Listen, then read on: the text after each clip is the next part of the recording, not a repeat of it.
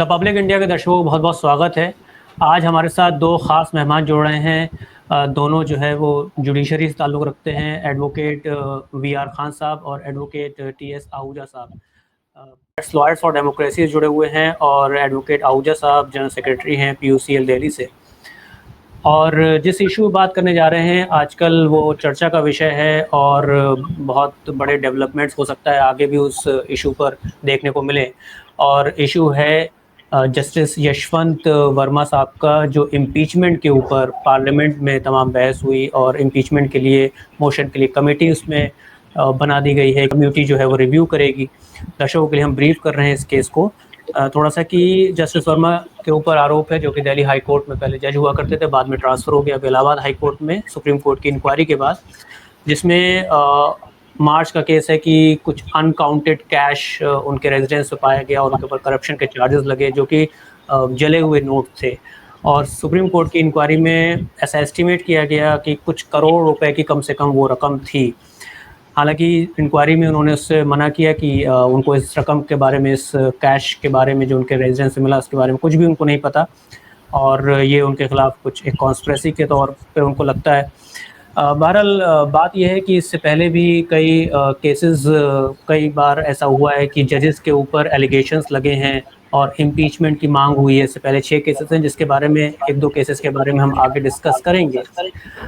मैं आपसे आप दोनों ही लॉयर्स से एक ब्रीफ कमेंट के साथ स्टार्ट करना चाहता हूं कि जब किसी जज के ऊपर कोई एलिगेशन लगता है करप्शन का या मिसकंडक्ट का जिसके बेसिस पे इम्पीचमेंट स्टार्ट हो सकता है, तो इस केस की ग्रेविटी को आप कैसे देख रहे हैं? टी.एस. आहूजा साहब आपसे स्टार्ट करेंगे।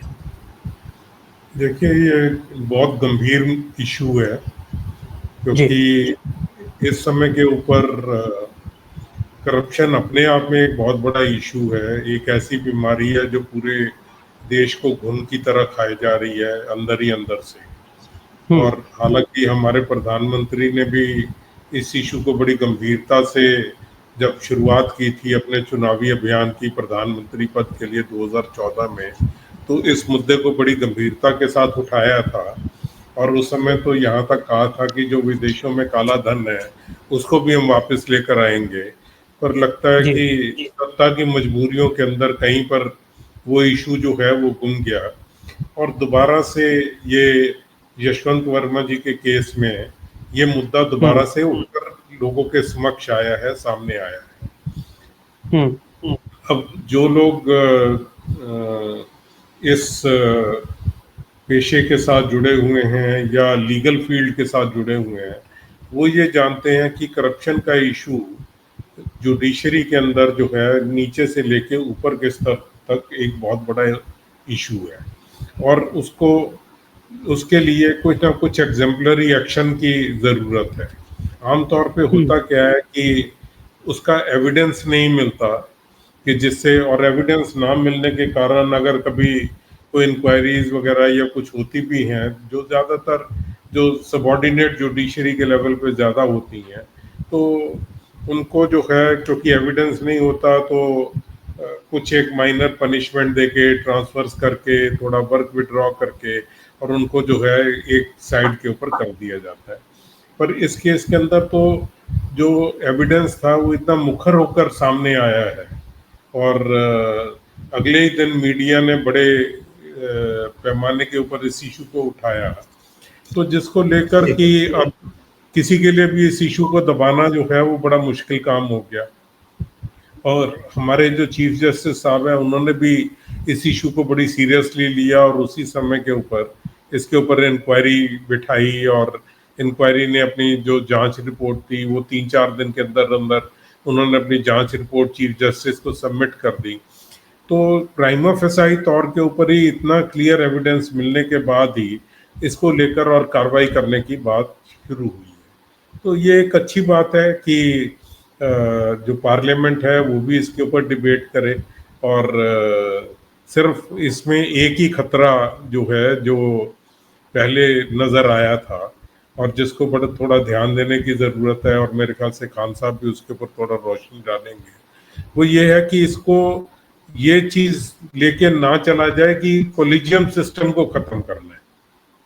क्योंकि बीच में कुछ आवाजें ये उठनी शुरू हो गई थी कि शायद ये करप्शन इस कारण हो रहा है क्योंकि कॉलेजियम सिस्टम है, और कॉलेजियम सिस्टम के अंदर सरकार की से उतनी नहीं रहती कि भाई एक बार कॉलेजियम ने रिकमेंड कर दिया तो उनको फिर वो से वापस भेजेंगे, कॉलेजियम दोबारा रिकमेंड कर देगा तो उनको अपॉइंटमेंट करनी पड़ेगी। हालांकि ऐसा हुआ नहीं है। बहुत सारे ऐसे केस हैं जिनमें जजेस के नाम रिकमेंड कर दिए गए पर सरकार फाइल को रख के बैठी रही, ना उन्होंने वापस भेजा ना उसको एक्सेप्ट किया।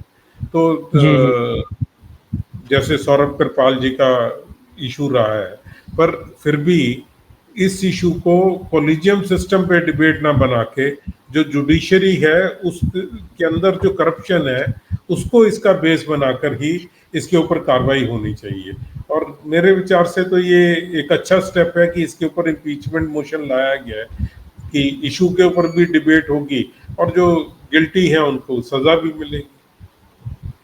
बहुत इम्पोर्टेंट बात उठाई आपने एडवोकेट आहूजा साहब, और इससे रिलेटेड दूसरा सवाल इसी जुड़ा हुआ जो मैं एडवोकेट खान साहब से करना चाहूँगा कि जो कॉलेजियम की बात अभी सर कर रहे थे, लेकिन इसमें ये देखा जा रहा है कि पहले सुप्रीम कोर्ट ज़्यादा सख्त था।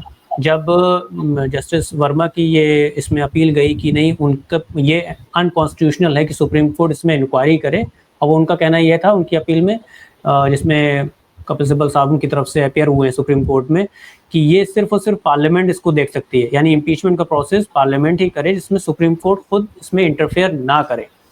तो अगर खुद वो इस तरीके से अपनी अपील में कर रहे हैं तो यानी कि कॉलेजियम से तो दूर ही जा रहे हैं, और यहाँ पर क्या पार्लियामेंट से वहाँ पर सेव हो जाएंगे, जबकि इम्पीचमेंट का मोशन का जो प्रपोजल है वो एक्सेप्ट हो गया है और उस पर भी पैनल वहाँ पर बन चुका है। एडवोकेट खान साहब, देखिए ये इशू है ना, ये सिर्फ किसी एक जज से रिलेटेड या किसी एक पर्टिकुलर मुद्दे से रिलेटेड नहीं है। जैसा आहूजा साहब ने भी थोड़ा सा इस पे रोशनी डाली ब्रीफ में, एक कॉलेजियम सिस्टम, माना कि हम उसे चैलेंज नहीं कर रहे हैं, लेकिन that can also be corrupt, वो भी करप्शन का पार्ट है। करप्शन को अगर हम सिर्फ मॉनेटरी करप्शन में लेंगे, फाइनेंशियल इरेगुलरिटीज में या ब्राइब में लेंगे, तो करप्शन का बहुत ही छोटा सा हमारे सामने एक पिक्चर उभर के आएगी। सही। करप्शन के बहुत सारे फेजेस हैं और बहुत सारे लेवल्स हैं। तो इसमें तो कोई भी डाउट की बात नहीं है कि आहूजा साहब ने 100% ये बात कही करप्शन के बारे में, कि करप्शन तो हमारे देश में हर लेवल पे हर जगह है, चाहे वो जुडिशरी है, चाहे वो एग्जीक्यूटिव है, चाहे वो लेजिस्लेचर है, चाहे हमारा लोकल बॉडीज है, कहीं पे भी है, यहाँ तक कि प्राइवेट सेक्टर में भी। सवाल ये होता है कि थोड़ा सा हाई कोर्ट की और सुप्रीम कोर्ट के जजेस की जब बात आती है तो यहाँ पे ड्राइव वाला और ये वाला करप्शन थोड़ा कम हो जाता है, अनलाइक सबऑर्डिनेट कोर्ट्स में ज़्यादा होता है कि वहाँ ब्राइब चल रही है, ये है वो। ऊपर के लेवल पे करप्शन का नेचर चेंज हो जाता है। वहाँ जजेस कई बार सरकार से फ़ायदे लेने के लिए अपने निजी उनके हक में फैसला देते हैं, कई बार कोई और अपने किसी सगे संबंधी को, कुछ बड़े बिजनेसमैन को फ़ायदा देने के लिए कुछ ऑर्डर करते हैं। ऐसे हमारे बहुत सारे उदाहरण हैं। एक हमारे दिल्ली हाई कोर्ट के जज थे, उन्होंने एक रेस्टोरेंट और ओनर को वाइडनिंग हो रही थी, डीडीए वाइडनिंग कर रही थी रोड, उसको उन्होंने पैसा लेके और वाइडनिंग का ऑर्डर मना कर दिया।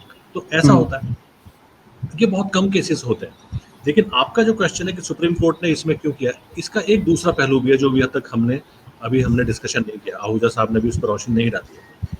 देखिए, जब पावर की बात आती है तो हमारे जो 3 ऑर्गन्स हैं मेन गवर्नमेंट के, एक है एग्जीक्यूटिव, एक है लेजिस्लेचर, एक है जुडिशरी।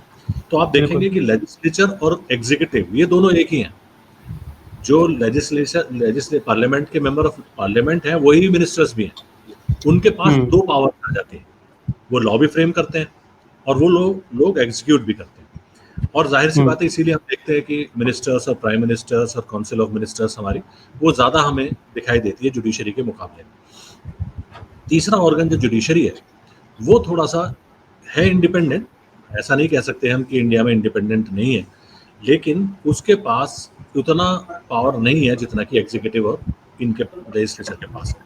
अब होता क्या है कि ये जो एग्जीक्यूटिव है इसको ऐसा लगता है कि हम जो है ये लोकतंत्र नहीं है, बल्कि हम यहाँ के महाराजा हैं, हम जो चाहें वो करें। ये जब बात आ जाती है तो वो फिर जुडिशियल ऑर्डर्स जब कोई आते हैं किसी गवर्नमेंट के अगेंस्ट कि आपने लॉ गलत पास किया या आपका ये जो एग्जीक्यूटिव स्टैंड है ये गलत है, उसको वो देखते हैं कि ये तो हमारी इन्होंने मानहानि कर दी, हम तो राजा हैं, ये कहाँ से 2 जज आए, पार्लियामेंट ने एक लॉ पास किया, इन 2 जज ने सुप्रीम कोर्ट के इसको स्ट्रक डाउन कर दिया। तो वहां पे आके उनका ईगो और उनके जो एक जो लोकतंत्र को भूल जाते हैं और फिर वो चाहते हैं कि जजेस उनके सबऑर्डिनेट हो जाए। और बहुत सारे काम ऐसे भी होते हैं कि जो जो एग्जीक्यूटिव है खास तौर से वो चाहती है कि हमारे काम में जुडिशरी इंटरफेयर ना करे, हम कुछ भी करें, कहीं भी डिमोलिशन करें, हम वोट बैंक के लिए किसी का भी घर तोड़ दें, हम वोट बैंक के लिए झूठे एनकाउंटर कर दें, या हम कुछ भी करें, वो जुडिशरी हमसे कुछ ना पूछे कि आपने इसे क्यों कस्टडी में लिया, क्यों मारा, गिव एंड टेक रिलेशन। हाँ नहीं, गिव एंड टेक नहीं, प्रेशराइज करके, जजेस को प्रेशराइज करके। तो उनके पास इतने टूल्स हैं और इतनी पावर है, इतनी एजेंसीज हैं। एक जज जो है, देखिए एक वकील और जज में बहुत कम फर्क होता है, सिर्फ इतना सा फर्क है कि वो वकील साहब अपने घर में है, वो सरकारी घर में बैठे, उनको जरा 2 सिपाही एक्स्ट्रा गेट पे बैठ जाते हैं, अदरवाइज उनके पास अपनी पर्सनल पावर तो कुछ भी नहीं है, उनकी पावर जुडिशियल पावर है। अब ऐसे एक व्यक्ति को प्रेशराइज करना, या यहाँ तक कि हमने तो सुनने में भी आता है, हम क्योंकि हमारे पास सबूत नहीं है तो हम ये नहीं कह सकते, लेकिन रूमर ये है कि हत्या तक कर दी जाती है जजेस की। तो ऐसे सिस्टम में ये भी समझना चाहिए हमें साथ साथ कि जहां एक और जजेस करप्ट है, जुडिशरी में करप्शन है, इसे कोई डिनाई नहीं कर सकता, वहीं दूसरी ओर ऐसे भी केसेस हो सकते हैं जिसमें कि जजेस के ऊपर झूठे आरोप लगा के, क्योंकि वो उनका कहना नहीं मान रहा था, क्योंकि वो उनके सामने कानून की किताब पढ़ रहा था, अपना ऑर्डर पास कर रहा था, तो उसको सबड्यू करने के लिए उसके ऊपर झूठे एलिगेशन लगाए और उसको काबू में कर दिया। अब सवाल ये है कि ये एजेंसी कौन हो, एक इम्पार्शियल एजेंसी जो ना जुडिशरी को बिलोंग करती हो और ना वो एग्जीक्यूटिव को बिलोंग करती हो, जो इस बात का इन्वेस्टिगेट करे कि जो एलिगेशन है ये सही है या नहीं है। इसी बात के लिए ज़्यादातर कॉन्स्टिट्यूशन बेंच के सामने भी और पार्लियामेंट में भी बार बार बहस होती रही है। उसी का पार्ट कॉलेजियम सिस्टम है, क्योंकि अगर कोई भी हम सिस्टम ऐसा दे देते हैं जो कि जुडिशरी में चेक एंड बैलेंस रखेगा, तो वो अपॉइंटमेंट भी करेगा, रिमूव भी करेगा। रिमूवल की भी जो कमीशन है, जो भी उसकी इंक्वायरी है, ट्रायल है, कुछ भी है, वो भी करेगा। लेकिन वो एक 2014 में कोशिश की थी, बीजेपी गवर्नमेंट ने एक लॉ पास किया था, उस समय अरुण जेटली जी लॉ मिनिस्टर थे, उन्होंने एक NJC बनाया था, नेशनल जुडिशियल अपॉइंटमेंट कमीशन, लेकिन उसे सुप्रीम कोर्ट ने कहा कि ये तो इंडिपेंडेंस ऑफ जुडिशरी पे हमला है, और उसे 2015 में स्ट्रक डाउन कर दिया था। काफी कंट्रोवर्सी हुई थी। हाँ, ये सारा, अब ये जो आपने सिब्बल साहब की बात कही, सिब्बल साहब ने जो प्ली उनके बिहाफ पे की है वर्मा साहब के, उन्होंने यही प्ली ली है कि साहब मैं घर से बाहर था छुट्टियों में, मेरे घर पे पीछे क्वार्टर्स भी हैं, वहाँ मेरे सर्वेंट्स भी रहते हैं, पिछला गेट खुला रहता है, वहाँ कोई सिक्योरिटी भी नहीं रहती है, सामने के गेट से कोई नहीं आया, वहाँ तो CRPF का है, पिछले गेट से कौन आया, किसने मेरे स्टोर रूम में क्या रखा, फिर उसको जला भी दिया, 1 रुपया भी मेरा रिकवर नहीं हुआ। सिर्फ एक वीडियो है जिसमें कि कुछ जले हुए नोट मिले हैं, और वो जले हुए नोट भी गायब हो गए, वो भी अगले दिन किसने हटा दिए कोई नहीं जानता, आज जले हुए नोट भी नहीं।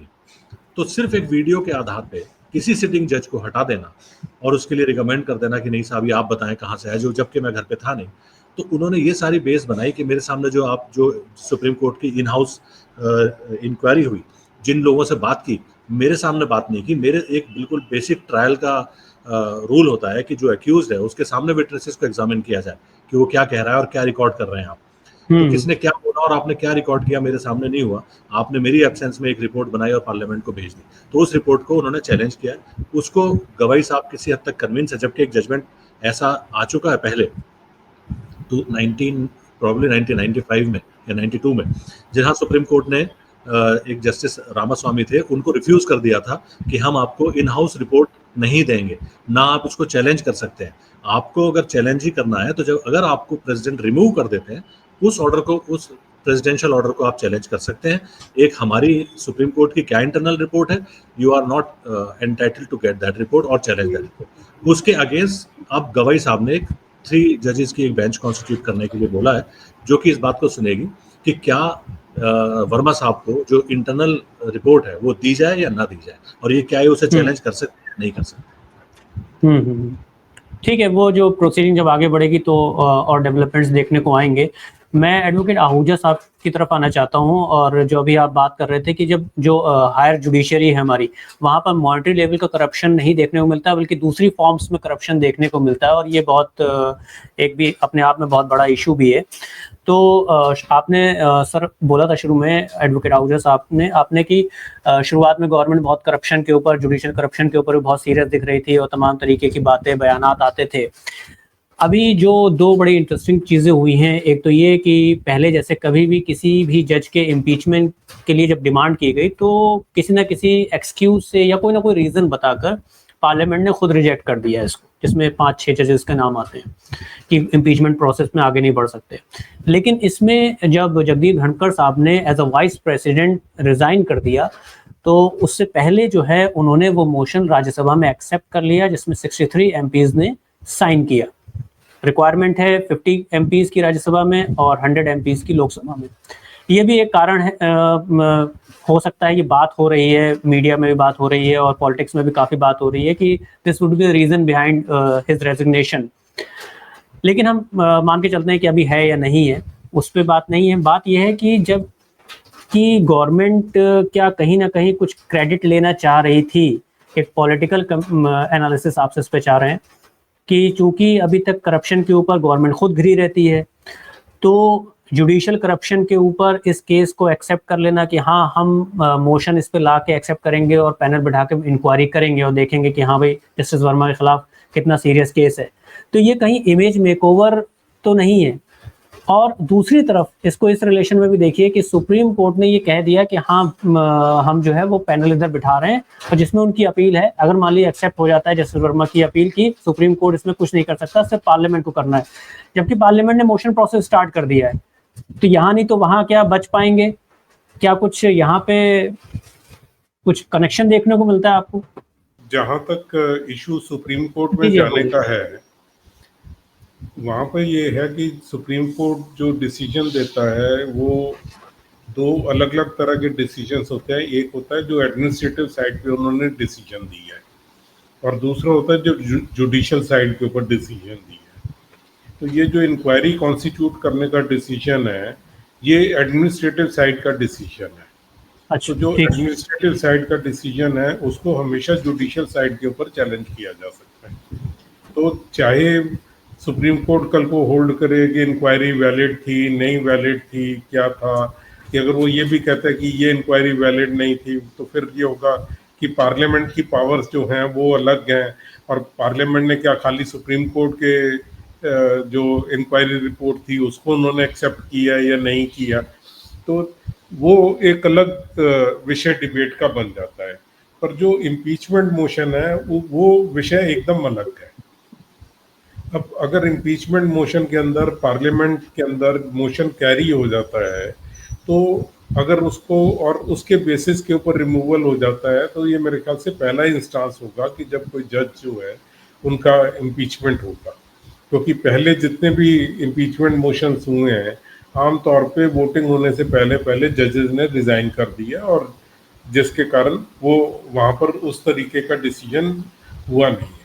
पर देखिए, अब उसमें सरकार अपना इमेज में कवर करना चाहती है या कुछ भी है, ये अपने आप में एक वेलकम स्टेप है, और हो सकता है कि एज ए कि बाकी जुडिशियल ऑफिसर्स के लिए एक एग्जांपल बने, और लोगों के लिए भी एक एग्जांपल बनेगा कि देखो कि अगर कोई ऐसे करप्शन करता है तो उसके खिलाफ एक्शन हो सकता है और होना चाहिए।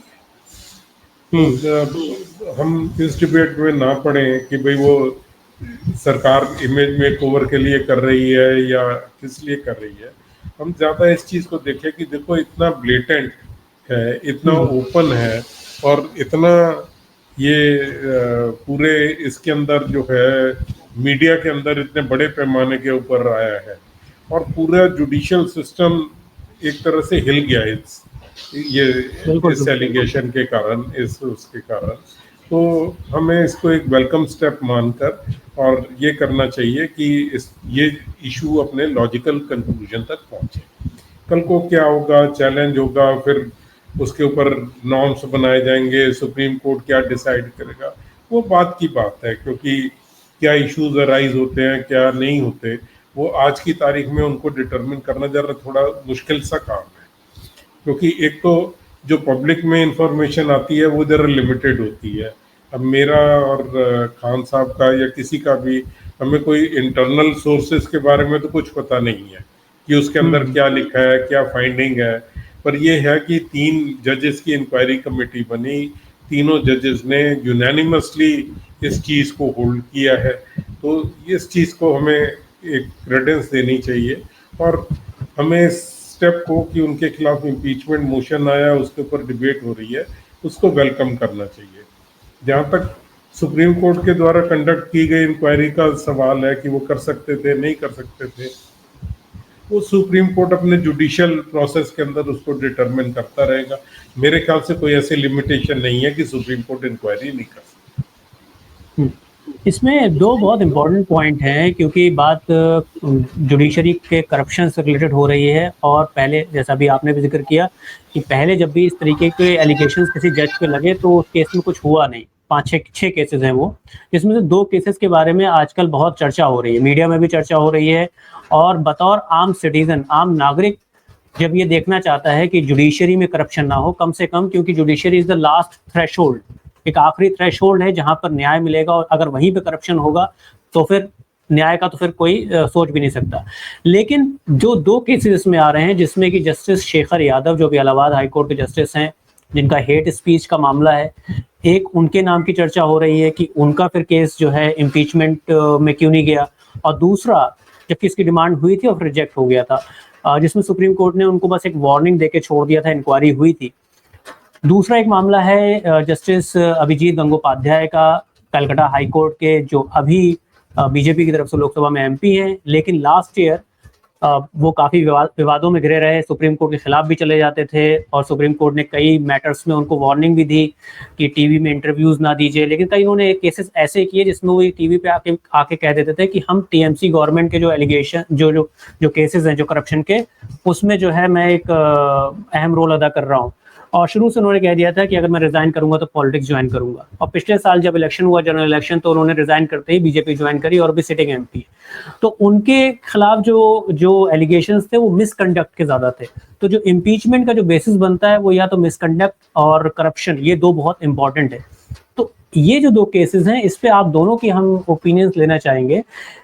पहले जस्टिस अभिजीत गंगोपाध्याय के बारे में अगर हम बात कर लें तो उन्होंने तो बहुत मिसकंडक्ट किए, सुप्रीम कोर्ट की भी नहीं मानी। एडवोकेट खान साहब। देखिए, ये सारे क्वेश्चंस जो है ना आपके, वो आहूजा साहब की बात बहुत रेलेवेंट है इनफैक्ट, कि हमारे पास वो कॉन्क्रीट ऐसे एविडेंसेस नहीं है, ऐसी रिपोर्ट्स नहीं है जिस पे कि हम अपनी बातें आपके सामने एज ए फैक्ट रख सकें। हमारे पास क्या इन्फॉर्मेशन है, थोड़ी सी लीगल जानकारी हमें है, और मीडिया में जो पब्लिक जैसे सबको पता है उतना ही हमको भी पता रहता है। तो ये जो बातें हैं, इनसे काफ़ी कुछ वैसे निकल के आता है। जो स्पेकुलेशंस होते हैं, मैं वो भी बता दूं, जो it is not our opinion. जैसे आपने शुरुआत की धनखड़ साहब से, धनखड़ साहब का अचानक से रेजिग्नेशन हो गया। अब उन्होंने एक्सेप्ट किया था जो मोशन, वो without consultation of the government कर दिया, और वो पूरा अपोजिशन के लोगों ने ही वो सिर्फ साइन किया था। उसमें रूलिंग क्लास का एक भी एमपी का साइन नहीं था। तो ये बात सरकार को नागवार गुजरी कि आपने ऑपोजिशन का बिना कंसल्टेशन के क्यों एक्सेप्ट किया। अच्छा, ऑपोजिशन वाले भी लोकसभा में भी और इसमें वर्मा साहब के खिलाफ दे चुके हैं मोशन, ऐसा नहीं है कि क्या है। तो सवाल ये उठता है कि भाई इसमें फिर आपत्ति क्या थी? अगर उन्होंने, आप भी वही बात कह रहे हैं, वो भी वही बात कह रहे हैं राज्यसभा में, अगर, और शायद उन्होंने इसीलिए कर भी लिया क्योंकि लोकसभा में भी ये मोशन मोर देन 150 मेंबर्स, जिसमें कि जो बीजेपी के एमपीज हैं उन्होंने भी साइन किया। तो प्रॉब्ली इसी इंप्रेशन में धनखड़ साहब ने कर भी लिया कि भाई लोकसभा में तो बीजेपी कर ही रही है सपोर्ट इस मोशन को, तो मैं राज्यसभा में एक्सेप्ट कर लेता हूँ। लेकिन बात ये हुई कि उन्होंने मोशन सपोर्ट तो किया initially, because it was on the basis of corruption against mister Verma. लेकिन बाद में उनको रियलाइज हुआ कि अगर हम, ये स्पेकुलेशन है, this is not my word but this is what the as a layman a person thinks about, कि क्या हुआ बिटवीन द लाइन्स जिसे कहते हैं, कि बाद में उनको रियलाइज हुआ कि अगर हम वर्मा जी का केस लेते हैं तो हमें शेखर यादव जी का भी केस लेना पड़ेगा, और शेखर यादव जी का केस जो है that is not based on corruption but that is based on hate speech and hate speech on the same line which is the baseline of the ruling class nowadays, जो एक polarisation वाली communal politics है। तो वो उसी बात के खिलाफ जो वो खुद कर रहे हैं और जिसको प्रमोट कर रहे हैं, एक जज को कैसे वो कर सकते हैं? वो तो उनके पॉलिटिकल इंटरेस्ट के अगेंस्ट हो जाता। तो ये क्लैश हो गया कि आपने एक बहुत जल्दबाजी में एक ऐसा वो ले लिया, क्या बोलते हैं, मोशन, जिसे कि हम सोच समझ के लेना चाहते थे, क्योंकि ये ले लिया तो हमें दूसरा भी लेना पड़ सकता है। एक चीज सवाल ये उठता है कि पहला मोशन ही क्यों साइन किया भाई आपने, इतनी जल्दी क्या थी करप्शन की? ये भी बिटवीन द लाइंस है, जैसा कि वो उनका ये वर्डिक्ट, ये जो है जो डिफेंस में अपनी वो कह रहे हैं जज साहब वर्मा साहब, ये उनका ओपिनियन है कि मेरे खिलाफ, क्योंकि मैं जुडिशरी में काम अच्छा कर रहा हूँ और बड़े पावरफुल लोगों के, जो सत्ता में बैठे लोग हैं, उनके खिलाफ मेरे ऑर्डर्स होते हैं, उनको, उनकी आंखों की मैं किरकिरी हूँ, इसलिए वो मुझे फ्रेम करना चाहते हैं। उन्हीं की एजेंसी के लोग मेरे गेट पे बैठे हैं, उन्हीं की एजेंसीज मेरे टीवी मॉनिटर करते हैं, उन्हीं की एजेंसीज आग बुझाने आए, उन्हीं की एजेंसीज ने वीडियो बनाई, उन्हीं की एजेंसीज ने उनको, उसको आग वाला जितना मसौदा था वो सबको जला दिया और सॉरी हटा दिया वहां से। तो वो सब वही एजेंसीज हैं जो जिनकी आंखों की मैं किरकिरी हूँ। तो वही लोग, वो तो इसीलिए वो हैप्पीली उन्होंने मोशन साइन कर दिया था। अब ये सब बातें जो हालवा साहब ने कही कि हमारे पास बहुत कम नॉलेज है और हमें इस पॉलिटिक्स में ज़्यादा उलझना भी नहीं चाहिए कि क्या गवर्नमेंट कर रही है, क्या उनकी पॉलिटिक्स है, किसे कैसे वोट मिलेगी। हम तो कानून के विद्यार्थी हैं दोनों, मैं भी और आहूजा साहब भी, तो हम तो कानून की बात करें। कानून की बात जहाँ तक है वो ये है कि कानून तो सबके लिए समान होना चाहिए। अगर करप्शन वाले चार्जेस हैं और उसमें कोई इंक्वायरी रिपोर्ट में आई है तो पार्लियामेंट को हक है कि वो अपनी प्रोसीडिंग शुरू करे, ठीक है। अगर हेट स्पीच किसी ने दी है और उसको सुप्रीम कोर्ट ने भेजा है, उसको भी पार्लियामेंट को इक्वली देखना चाहिए कि भाई ये भी एक जज के खिलाफ है। वजह क्या है कि चाहे वो उपाध्याय साहब का केस हो, चाहे वो यादव साहब का केस हो, दोनों केसेस ये करप्शन के नहीं है, मिसकंडक्ट के हैं। मिसकंडक्ट भी एक 7 मई 1997 को एक फुल कोर्ट में एक कमेटी की रिपोर्ट पेश की गई सुप्रीम कोर्ट में। एक जजेस ने एक पूरी कमेटी बनाई, उन्होंने एक रिपोर्ट पेश की, उसमें उन्होंने guidelines the restatement of the कुछ ऐसा ही था, जजेस लाइफ करके, जुडिशियल लाइफ, कि हम दोबारा बताना चाहते हैं कि एक जज की लाइफ कैसी होनी चाहिए। उसमें बहुत सारे उन्होंने प्रिंसिपल्स लिखे सुप्रीम कोर्ट ने कि ये हर सुप्रीम कोर्ट जज including chief justice of India और हाई कोर्ट जज इससे बाउंड हैं। अब ये डायरेक्शन है सुप्रीम कोर्ट का हर जज के लिए। उन सब में ये सब बातें हैं कि आप पॉलिटिकली इंक्लाइन नहीं होंगे, आप मीडिया को इंटरव्यू नहीं देंगे, आप किसी पॉलिटिकल पार्टी के अगेंस्ट या फेवर में नहीं बोलेंगे, आप सिर्फ जजमेंट के थ्रू बोलेंगे और सिर्फ लीगल एस्पेक्ट पे बोलेंगे। अगर कहीं आपकी एडवोकेट्स के साथ या जजेस की किसी उसमें आपको बुलाया जाता है इंटरनेशनल लेवल पे, नेशनल लेवल पे, किसी भी लेवल पे, या किसी कॉलेज में स्टूडेंट्स के साथ किसी इस तरह की अगर एकेडमिक कोई बात होती है, वहां आप अपना पक्ष रख सकते हैं, बात रख सकते हैं, एकेडमिकली लीगल बात। लेकिन आप पॉलिटिकल बातें या गवर्नमेंट की पॉलिसी से रिलेटेड बातें या मीडिया के सामने अपने बातें, ये सब आप नहीं रख सकते जब तक आप जज हैं। तो यादव साहब ने और उपाध्याय साहब ने इसका बिल्कुल क्लियर मिसकंडक्ट किया है, जो कि फुल बेंच ने एक होल्ड किया है इसको। इनके खिलाफ एक्शन होना चाहिए था, जो कि नहीं हुआ। अब ये सवाल फिर से है कि क्यों नहीं होता, किसी के खिलाफ हो जाता है और किसी के खिलाफ नहीं होता। एक जस्टिस कर्णन थे, उनके खिलाफ हो गया, ये सेम उसी में उन्होंने भी जजेस, सुप्रीम कोर्ट के जजेस के खिलाफ बातें कही थी, उनको करप्ट कह दिया था, किसी को और कुछ बड़े खराब। ये कर्नाटका वाला आप कोई केस बता रहे हैं जो शायद कर्नाटक से उनको फिर ट्रांसफर कर दिया था कैलकाटा हाई कोर्ट। तो उनको तो 6 महीने की सजा भी हुई and he serve the sentence. तो अब उनको हो गया और बाकी मिसकंडक्ट पे किसी को नहीं हुआ। तो ये सब बातें हैं जो कि हमें नहीं पता क्यों नहीं हुआ, because we are not the जजेस and we have not seen the conduct of the जज and we have not seen the reports of the जजेस। तो whatever they have, we do not know in their wisdom. जी, क्या time की मेरे ख्याल से कुछ कमी है। मैं आहूजा साहब की तरफ आऊंगा। जी, आप कुछ कहना चाह रहे थे? थोड़ा इजाजत चाहूंगा, पर जाने से पहले एक चीज मैं जो खान साहब ने कहा मैं एक बस एक क्रिस्पी क्वेश्चन कर दूं सर से रिलेटेड, जो खान सर ने अभी जो बात रखी, जो गाइडलाइंस की बात रखी, तो गाइडलाइंस में जुडिशरी के सामने सारे जजेस एक जैसे होने चाहिए और पार्लियामेंट के सामने भी होनी चाहिए। हम पॉलिटिक्स पे बात नहीं कर रहे हैं क्योंकि गवर्नमेंट तो जा नहीं रही मेजोरिटी में, वो जैसे भी अपनी सत्ता चलाएं, लेकिन जब एज अ सिटीजन कोई जुडिशरी को देखता है तो वहां पर वो चाहता है कि अकाउंटेबिलिटी फिर सभी जजेस की एक साथ एक जैसी तय हो। ऐसा ना हो कि एक जज के खिलाफ अगर महाभियोग हो रहा है उन्हीं गाइडलाइंस के बेसिस पे या होने जा रहा है, और दूसरे जजेस को जिनके खिलाफ इम्पीचमेंट का केस बनता था मिसकंडक्ट या करप्शन को लेके वहां पर नहीं हो रहा, तो यहाँ पर कहीं ना कहीं उनका फेथ जो है वो लूज होता है एज अ सिटीजन। इस पर अपना कमेंट और जो बात आप इम्पोर्टेंट रखना चाहते हैं। देखिए, बात ये है कि जो दोनों केसेस में जो इश्यूज हैं वो दोनों अलग अलग हैं। करप्शन का इशू अलग है, और जहाँ पर हेट स्पीच का इशू है या सुप्रीम कोर्ट की गाइडलाइंस को ना मानने का डिसोबीडियंस का इशू है, तो दोनों चीज़ें अलग अलग हैं। डिसोबीडियंस के इशू को Supreme Court as a contempt of court लेकर भी उसके ऊपर कार्रवाई कर सकता था, पर वो उन्होंने नहीं की। जो जहाँ तक हेट स्पीच की बात है, तो देखिए अब जजेस भी जो है वो सोसाइटी के बीच में से ही आ रही है, और जब पूरी सोसाइटी एटमॉस्फेयर कम्युनलाइज हो रहा है तो हमारे लिए ये एक्सपेक्ट करना कि जजेस जो है वो उनसे अलग होकर और ऊपर उठ के खड़े हो जाएंगे, तो वो थोड़ा सा ज्यादा जो है एक्सपेक्टेशन थोड़ी बहुत ज्यादा हो जाती है। एक्सपेक्टेशन ज्यादा है। दूसरी बात ये है कि जब आपको एक्शन लेना हो, मान लीजिए हम अपोजिशन के लोग भी हैं, अब वो चाहें भी कि हम इसके ऊपर इम्पीचमेंट मोशन ले आए, तो उनको ये पता है कि ये मोशन पास नहीं होगा। तो अगर आप महाभियोग ले भी आते हो और उसका ये हो कि भी आप उसमें डिबेट कर लोगे पर उसको पास नहीं करवा सकते, तो वो उनको लगेगा कि उनकी किरकिरी होगी, तो वो क्यों ऐसे इशू को लेकर आएंगे जिससे उनकी अपनी खुद की बदनामी हो।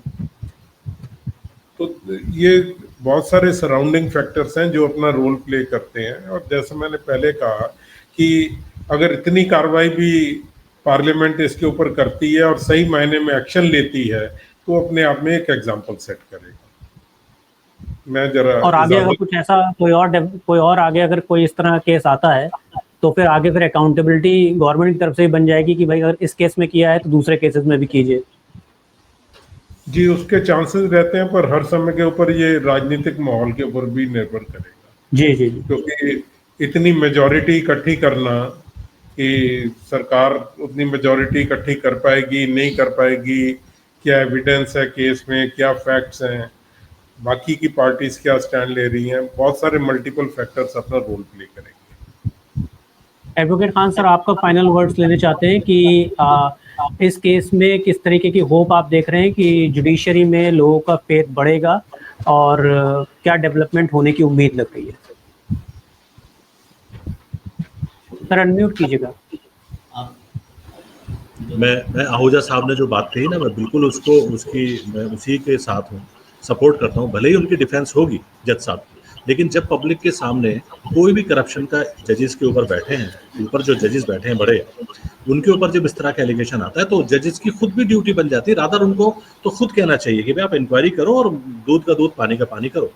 तो अब मौका है हमारे सामने कि हम इसे जो जजेस के साथ इनको मतलब धनखड़ साहब ने उसको एक्सेप्ट किया है, वहाँ पे हमारा ये उनको पावर है, एक जजेस इंक्वायरी एक्ट है एक, उसके अंदर उसको पावर है पार्लियामेंट को कि कैसे वो उसको इंक्वायरी करेगी कि भी जजेस के खिलाफ एलिगेशन सही हैं या नहीं।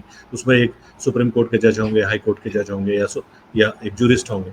इस तरह से वो फाइंडिंग देंगे, जज को भी मौका देंगे, भाई आप बताइए अपने बारे में, अपना एक्सप्लेनेशन दीजिए, डिफेंड करिए अपने आप को। तो ये सारा खुल के सामने आएगा उस कमेटी के सामने। उसके बाद अगर वो कमेटी देखती है कि भाई ही इज़ नॉट गिल्टी, और ऐसा हुआ है कई केसेस में कि कमेटी को लगा कि ये गिल्टी नहीं है और ड्रॉप कर दिया उन्होंने प्रोसीडिंग्स। और तो इसमें जो आहूजा साहब बात कह रहे थे कि हमारा जुडिशरी पे फेथ तभी बढ़ता है जबकि अगर कोई एलिगेशन लग भी गया तो झूठा एलिगेशन है तो वो झूठा साबित हो, और अगर सच्चा एलिगेशन है तो वो सच्चा साबित हो। ऐसा ना हो कि सिर्फ एलिगेशन लगा, कुछ बातें उठी और वो दब गई और फिर आगे हम चले गए। तो इससे हमारा फेथ सिस्टम में और जुडिशरी में और जजेस में डावाडोल हो जाता है। हमें डाउट हो जाता है कि ये जज साहब करप्ट थे, इनके तो पैसे मिले थे, क्या हुआ। अब अगर उनको क्लीन चिट नहीं मिली तो उनकी भी एक तरह से ये उनके ऊपर एक आरोप ही रह गया।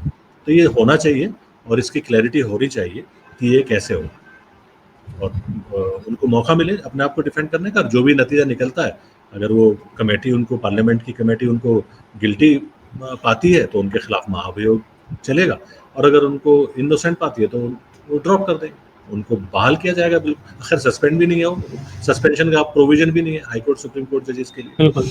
कुछ चीज़ों में हमारा डिफरेंस ऑफ ओपिनियन हो सकता है, जैसे आज जो माहौल अभी हम बात कर रहे थे कम्युनलाइजेशन का, उसमें एक हमारे कंट्री का बहुत बड़ा सेक्शन ये समझता है कि जो मेजॉरिटी कम्युनिटी है उसकी बातें, उसको अपनी बातें जो हैं वो रखने का और उनके अनुसार चलने का उनको एक्स्ट्रा अधिकार होना चाहिए बाकी लोगों के मुकाबले में। ये डिस्प्यूटेड है। बाकी लोग कहते हैं नहीं भाई, कॉन्स्टिट्यूशन ऑफ इंडिया है, सबको इक्वल ट्रीट करता है, इक्वलिटी होनी चाहिए। ये डिस्प्यूटेड हो गया, लेकिन ये पोर्शन एक बहुत लिमिटेड है जो डिस्प्यूटेड है। इसमें हेट स्पीच वाला आता है, वो बीजेपी ज्वाइन कर लेंगे आ जाएगा, या किसी का कोई एक रीजनल पार्टी के अगेंस्ट कोई जज साहब है उसका आ जाएगा, तो ये एक छोटा इशू हो जाता है। मैं इसे छोटा बोल रहा हूँ, देखिए बड़ा इशू क्या है जिसपे सब यूनानिमस है, चाहे वो किसी भी कम्युनिटी का है, किसी भी क्लास का है, किसी भी स्टेट का है, किसी भी पॉलिटिकल पार्टी का है। एवरीबडी सेज कि भाई करप्शन नहीं होना चाहिए। करप्शन के अगेंस्ट तो सब है ना, तो कम से कम करप्शन में ही हमें जुडिशरी को और गवर्नमेंट को एक माइलस्टोन तय करना चाहिए, और एक इतना अच्छे डिसीजंस देने चाहिए पार्लियामेंट को भी और सुप्रीम कोर्ट को भी, कि लोगों का फेथ कम से कम इतना तो हो कि नहीं, करप्ट तो नहीं हो सकते, इनके पॉलिटिकल मोटिव हो सकते हैं लेकिन ये करप्ट नहीं हो सकते। तो बिल्कुल इतना ही करें, वो भी एक डेमोक्रेसी के लिए, ये भी एक डेमोक्रेसी के लिए और कंट्री के लिए बहुत बड़ा एक जीत होगी। हम क्यों झगड़े में ही पड़े रहे? ठीक है, जो चीजें आज चल रही हैं कम्युनलिज्म के नाम पे पॉलिटिक्स चल रही है, हम उसे टच नहीं करते, छोड़ देते हैं। जो पीसफुल है, जो सब कुछ सब मानते हैं, उसी पे काम कर लें फिलहाल। जब कभी उसके लिए अच्छा समय मिलेगा तब उस पर भी बात कर लेंगे, सेक्युलरिज्म पे भी बात कर लेंगे।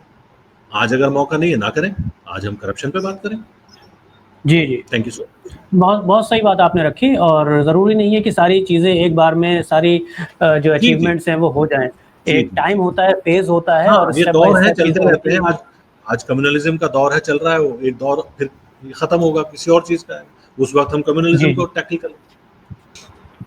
तो एडवोकेट खान सर, आपका बहुत बहुत शुक्रिया हमको वक्त देने के लिए, और एडवोकेट टीएस आहूजा साहब भी, जो किसी बहुत इंपॉर्टेंट मीटिंग की वजह से बस अभी चले गए, बहुत बहुत उनका भी शुक्रिया।